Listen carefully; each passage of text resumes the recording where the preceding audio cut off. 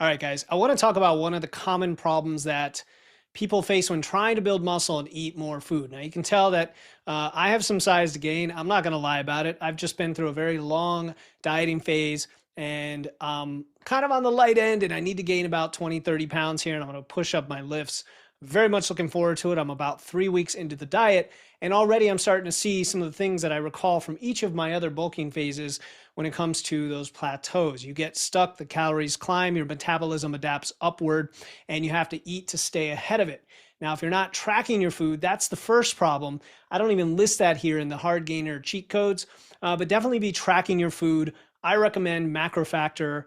You can use my code WITS and WEIGHTS to try it for free, and that's going to give you the confidence to know what's happening to your total daily energy expenditure. Is it climbing up like a rocket, and do you have to get ahead of it with the calories? But assuming you're aware of all the basic advice when it comes to gaining weight, which is more calorie dense foods, probably more frequent meals, and different meal timing strategies, I wanted to touch on some more nuanced things that can really help someone if you hadn't thought about these. So, and there are of course many more. So drop in the comments if you've got other hacks, tips that'll help folks. So when they see this video, they can pile on with those ideas. But the first cheat code here is to front load your fiber. What do I mean by that? Have you ever eaten a bunch of vegetables or even, heck, supplemented with psyllium husk fiber, and your stomach just gets bloated, you're ballooned up, you're full because of the high satiety, because of the volume of the food, and here you are trying to pack in more calories, and all of a sudden you feel stuck. If you do that later in the day, if you eat a lot of your fiber later in the day, which many of us end up doing, we start to make up for it. We have our veggies and fruits at lunch, snack, dinner. You might get too full to be able to hit the calories you need. So I like the idea of deliberately and consciously moving your fiber up earlier in the day. Think of it as its own macro, right? It's a subset of your carbs, but we really should be aiming as guys to hit about 30, 35 grams a day. And ladies, we want to hit about 25. Let's say, the calories are coming in, so it shouldn't be a problem.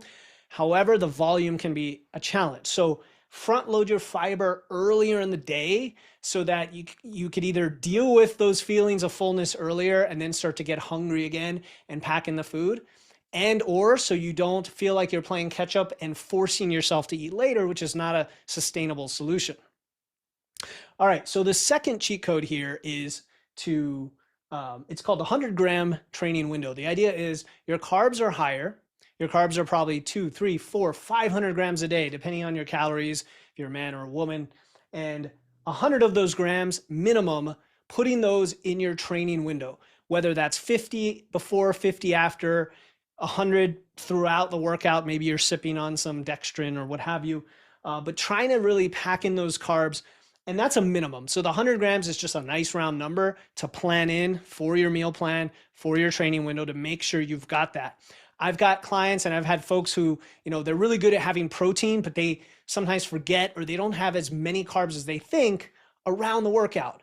Now, what kind of foods go here? Just about anything that's easily digestible. So we're talking fruit like bananas. We're talking, even higher fiber carbs that you eat earlier, like 2 hours before the workout, like oatmeal, for example. And really any sort of carb you want, let's be honest. Try to get 100 grams around the training window, probably even more than that. So if your carb intake is, say, 400 grams, you might get 200 grams around the window, and you still got plenty of carbs to take you through the rest of the day. All right, so, and I'm sorry, I didn't explain why, but the obvious reason for that is the performance, the recovery, hitting the gym really hard, hitting those weights hard, especially those of you on volume-based programs where you've got long training sessions. You want to have that fuel. Number 3, reverse psychology your kitchen. The idea here is to do the opposite of what you would do during fat loss. During fat loss, you want to hide the food in the cabinet, put it in the back of the fridge, get it out of sight, out of mind, control your environment so that you're not just grabbing for calorie-dense snacks.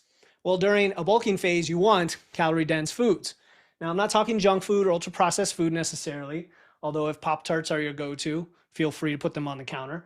But I am talking about putting things front and center that you want to eat, the calorie dense foods, the nuts, the nut butters in the fridge, your whole milk, your higher fat dairy, right? Put the ribeye in the front of the fridge. Like I'm gonna grill that sucker, right? So whatever it is, do the opposite of what you would do for a diet, and just be careful that if you're living with others who don't have the exact same goals as you to eat a ton of calories, that you don't sabotage them. And so you kind of have to work that out.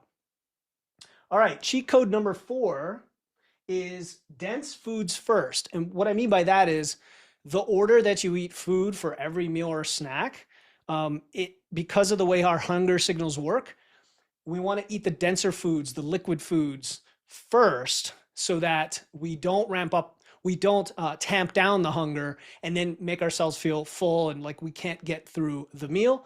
And so again, this is kind of the opposite of what you would do during fat loss. If you were in a dieting phase and you went to a restaurant, I would recommend eating the salad first, something that fills you up without many calories so that your hunger goes down. Here, we want to kind of get ahead of the hunger declining by putting our dense foods first. And then the last cheat code here is veggies and fat are a carrier for nutrients and calories. So more specifically, veggies are an awesome carrier for fat, meaning cook your vegetables in oil, use sauces, dip vegetables in high calorie dips. Like that's a great way to combine two wonderful things, calorie dense foods and nutrient containing vegetables to get what you need, rather than just eating what you would in fat loss, which is steamed vegetables or roasted with very little seasoning or very little calorie containing sauces or oils. I'm encouraging you to add them together and really have a lot of fun and get creative on doing that. All right, I hope these cheat codes were helpful. If they were, drop a comment below. If they weren't, feel free to drop a hater comment, although be nice. I'm doing my best here to help folks out, and I hope you find this helpful.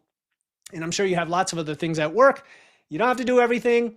Everyone's different. Have fun.